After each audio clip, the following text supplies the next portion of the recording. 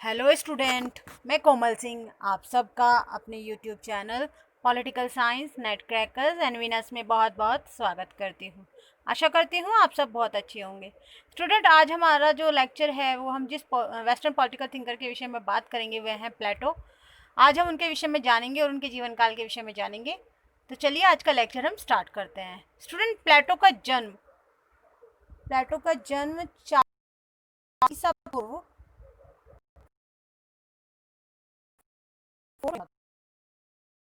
नाम एरिस्टोक्लीस था। तो आप ये याद रखिए, नाम क्या था? एरिस्टोक्लीस था। ठीक है स्टूडेंट। प्लेटो नाम की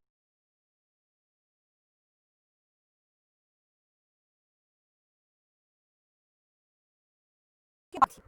ठीक है स्टूडेंट, ये आप याद रखिएगा, कई बार क्वेश्चन पूछ लिया जाता है कि प्लेटो नाम की उपाधि उन्हें किसने दी और क्यों दी। तो उनके गुरु सुकरात ने दी और उनके चौड़े कंधों के कारण उन्हें प्लेटो नाम की उपाधि दी गई थी। स्टूडेंट, प्लेटो प्राचीन यूनानी राजनीति, जिसे प्राचीन राजनीतिक दर्शन का पिता भी माना जाता है। तो ये भी क्वेश्चन कई बार पूछ कि प्राचीन राजनीतिक दर्शन का पिता किसको माना जाता है। तो प्लेटो को प्राचीन राजनीतिक पिता माना जाता है। ठीक है स्टूडेंट, आप ये याद रखिएगा और नोट डाउन करते रहिएगा।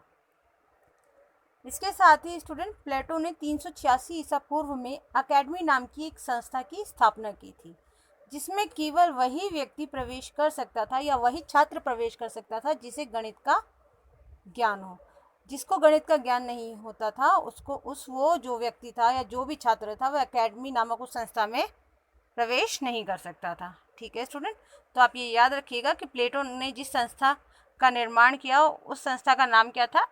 एकेडमी था, जो 386 ईसा पूर्व में उसने उसकी स्थापना की थी और जिसमें केवल वही छात्र प्रवेश कर सकता था जिसको गणित का ज्ञान था। प्लेटो के यदि चिंतन का मूल उद्देश्य बात करें तो प्लेटो का मूल उद्देश्य था एक आदर्श राज्य की स्थापना करना, ना कि तत्कालिक एथेंस और स्पार्टा जैसे राज्यों का अध्ययन करना। यानी कि वह उस समय के राज्यों की या एथेंस, जिसमें एथेंस है, स्पार्टा है, उनका अध्ययन नहीं करना चाहते थे। वह चाहते थे एक ऐसे राज्य की स्थापना करना जो एक आदर्श राज्य हो। ठीक है स्टूडेंट, तो उनके जो चिंतन का मूल उद्देश्य था वह एक आदर्श राज्य की स्थापना करना था। ठीक है स्टूडेंट, यदि हम 6th पॉइंट के विषय में बात करें तो प्लेटो सुकरात का शिष्य था। वह सुकरात के इस विचार से बहुत ज़्यादा प्रभावित था कि सद्गुण ही ज्ञान है। यह एक प्रसिद्ध कथन है सुकरात का और यह एक प्रसिद्ध विचार भी है जो प्लेटो के जीवन में बहुत ज़्यादा महत्वपूर्ण है और उनको बहुत ज़्यादा प्रभावित करता है। ठीक है स्टूडेंट, यदि हम 7 पॉइंट की विषय की बात करें तो प्लेटो ने अपने आदर्श राज्य की जो जनसंख्या बताई वह बताई उन्होंने 5040। यानी उनकी एक आदर्श राज्य की जो जनसंख्या उन्होंने माने और जिसका विचार उन्होंने समाज के सामने दिया कि एक आदर्श राज्य की जो जनसंख्या होनी चाहिए वो 5040 होनी चाहिए।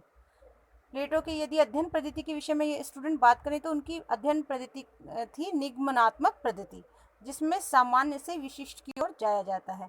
यानी कि जिसमें छोटे से बड़े को बड़े की तरफ जाया जाता है, जिसमें एक सामान्य चीज़ से और एक विशिष्ट तक जाया जाता है, सामान्य से विशिष्ट की ओर जाया जाता है।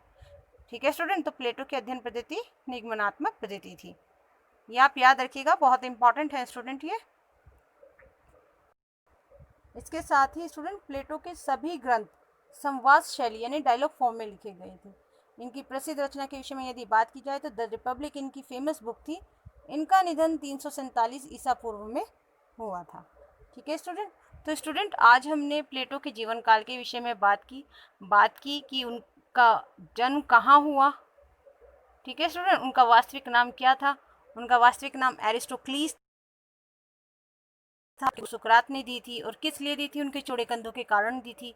प्राचीन राजनीतिक दर्शन का पिता प्लेटो को माना जाता है। प्लेटो ने 386 ईसा पूर्व में अकेडमी नाम की एक संस्था की स्थापना की, जिसमें केवल वही व्यक्ति प्रवेश कर सकता था जिसे गणित का ज्ञान हो।